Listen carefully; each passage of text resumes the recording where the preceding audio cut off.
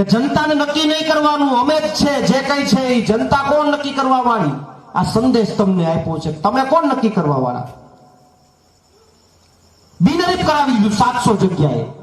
2-3 કિસ્સા તો સાંભળીએ તો દાંત આવે. એક જગ્યાએ એમણે, આજે મીડિયામાં આવ્યું, એક જગ્યાએ એમણે ફોર્મ ખેંચાવવા માટે જીવાભાઈ લોકો ઈ હદ ઉધી ગયા કે જે ભાઈએ ફોર્મ ભર્યું હતું એ કોઈ રીતે ફોર્મ ખેંચતો નતો, તો એની પૂર્વ પ્રેમિકાનો કોન્ટેક્ટ કર્યો અને એની પૂર્વ પ્રેમિકાનો કોન્ટેક્ટ કરીને એને મનાવી અને ફરિયાદ કરાવડાવી. આની ઉપર, આ ભાઈ ઉપર ફરિયાદ કરાવડાવી અને ફરિયાદ કરાવડાવીને પછી ફોર્મ ખેંચાવડાવ્યું એમને.